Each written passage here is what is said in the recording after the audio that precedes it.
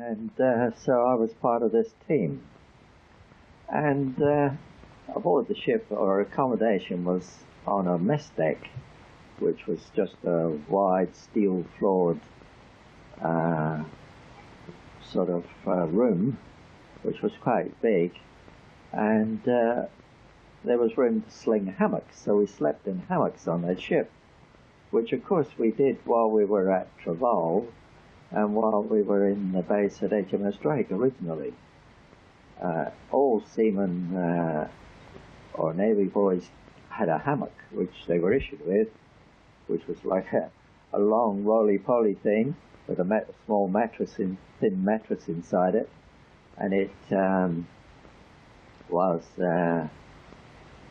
quite long, really. It's more than 6 foot long. It was taller. If you stood it up on its end, it was taller than we were. And wherever we went, we carried our kit bag, a small round case of things with sort of little personal things in it, and this hammock.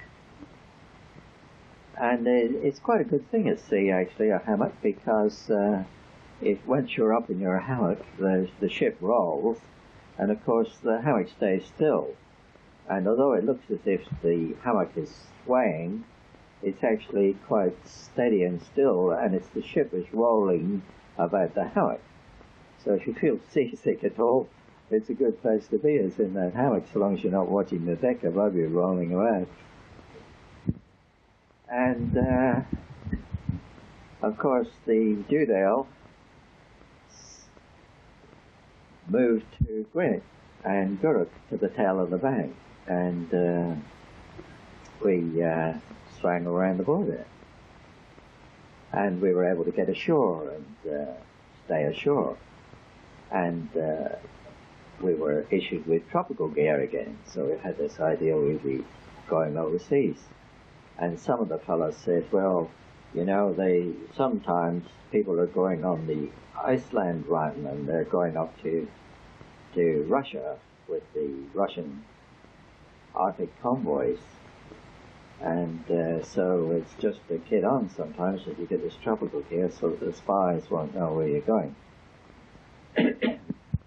And I went ashore there one time, and funnily enough, went ashore several times actually, but this particular time was the night before the ship was going to sail on its foreign voyage, wherever it was going. We had no idea where it was going, with all the world at our disposal.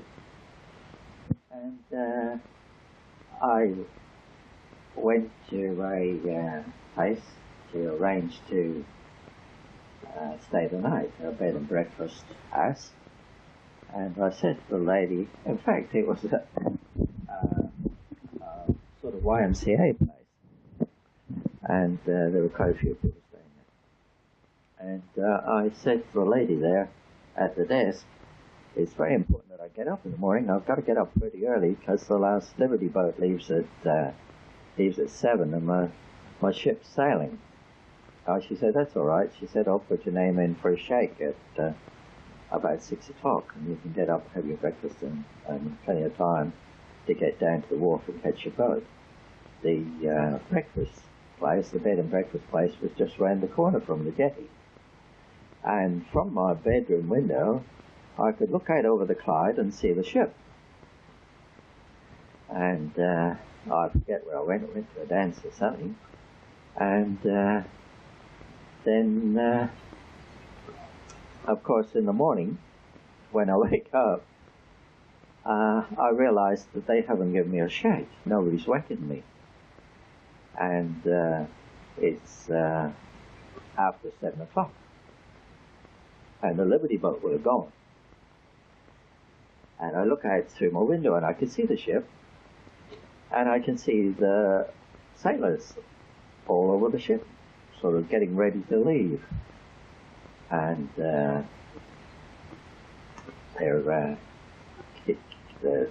can see smoke coming out of the funnel. I know there's some activity there, but the ship's engines are getting ready to go, and what can I do? I go down to the old lady and I say, I'm in real trouble. I said, you've been waking me. She said, oh my gosh. So I did. She said, I forgot all about you. She said, you were much earlier than the rest. She said, what can we do? I said, well, I might miss my ship. I said, the only thing I can ask you to do is go down to the police station with me and witness that you forgot to waken me, and that's why I'm missing my ship. I said, it may save me from getting into some trouble. So she said, all right. She said, I'll do that. She said, the police station is just along here. So along we went to the police station. They brought out this thing that they witnessed that I'd asked for a shake and hadn't got one. And of course I rushed down to the jetty then, because the ship was still there. I thought maybe I could get a boat and get out to the ship. And sure enough, there was a motorboat alongside the ship, alongside the wharf rather. And I showed it down to the boat. I said, look, I've got to get that ship there. It's going to sail any minute. And I could see that they were hosing down the anchor chain. So they must have been, as they pull up the anchor, it comes in dirty with mud from the bottom sometimes. So they have hoses playing over it so that they wash it as it comes into the ship. And of course, that's what they were doing. And the bloke says, okay, I'll take you out and see if we can catch it. And I'm aboard this motorboat and we're chasing out towards the ship, and the ship's got its anchor in and it's starting to sail down the Clyde. So there we're having a race with the ship chasing down the Clyde and the motorboat trying to overtake it. And I think with binoculars they must have been able to see from the bridge of the ship that it was me trying to get aboard, because the ship slowed down and we were able to come alongside, and they dropped the rope ladder down the side of the ship, and I was able to say thanks to the bloke, and I don't think I even paid him anything, and up the rope ladder. And with such relief of getting aboard, once I got on deck, all the blokes on the deck were laughing their heads off at me trying to catch the ship. And of course I started laughing too. And the voice came from the bridge, come up here. And I went up to the bridge, and I had my little bit of paper which I handed to the lieutenant in charge of the landing craft, and he said, I'll see you later. And of course I didn't hear anything more about it. Well, we proceeded down the Clyde, past Ailsa Crag, the little island there which the sailors call Paddy's Milestone, and down through the Irish Channel, and joined up with a convoy and headed through the Bay of Biscay again, in convoy with the destroyers all round us. Quite a large convoy with all ships of all sizes, and we headed, well, past Gibraltar and down past Africa to Freetown again, of all places, the last place in the world we expected to be. And swinging round the buoy in Freetown. And we drop one or two of the landing craft so that we can have leave ashore. And we spend weeks in Freetown with a tanker, so we are fueling the fleet. The the destroyers come alongside and tie up to us, and we connect up the oil pipes and fill the destroyers up with oil, and away they go. Sometimes we went out to sea and connected a fuel line across a big pipe,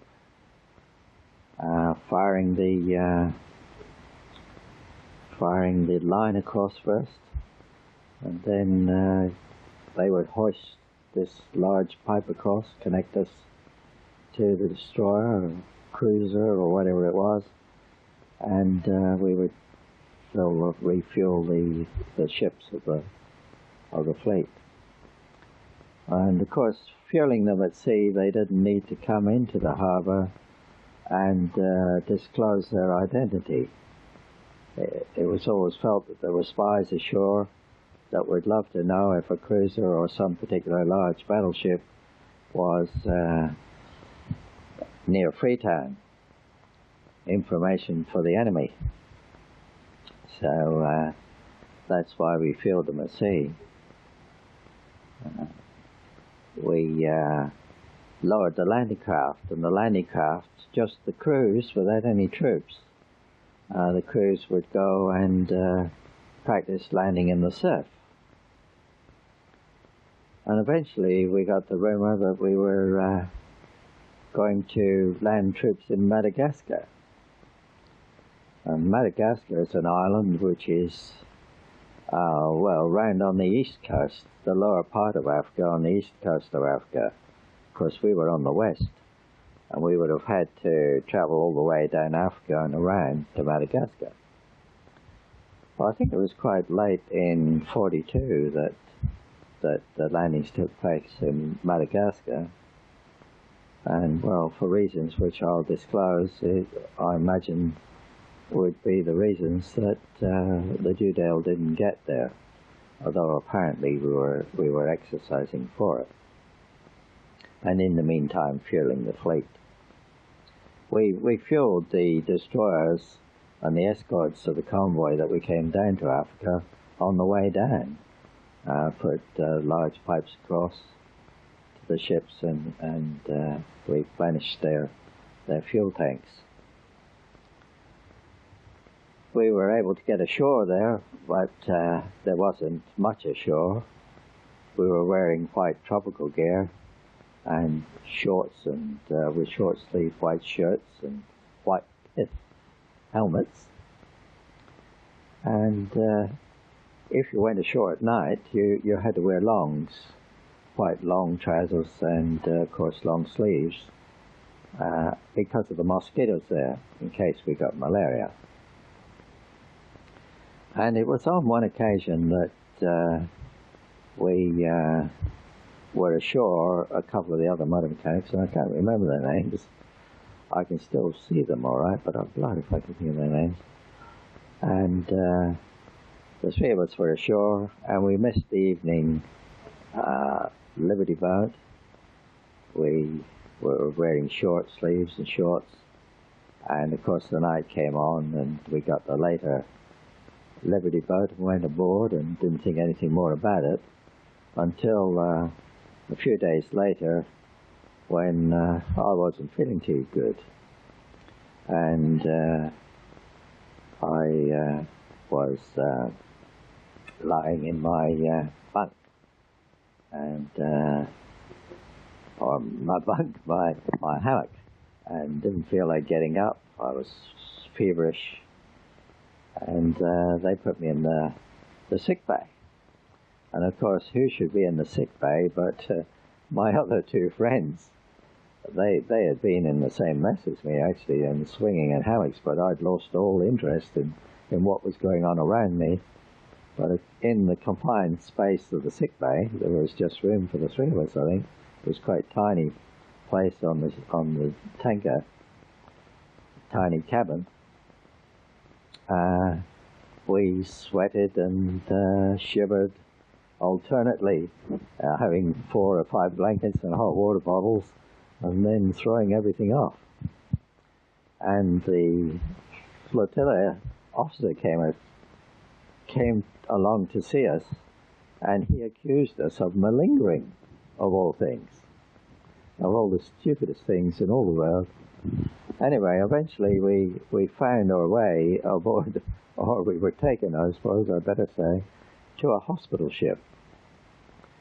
And I don't remember much about the other fellows, but the doctor there took blood samples, And he said, "Have you ever had malaria before?" I said, "No." He said, "Well, you've got it now." And so we were aboard the hospital ship for about 3 weeks, I think. And of course, all the other sick fellows from the ships, all the Army and Navy boys, and I was supposed to be some Air Force lads ashore, because there was an airport there. And we were all in these large wards, where there were, anything up to 50, I suppose, beds down in the holds of the hospital ship.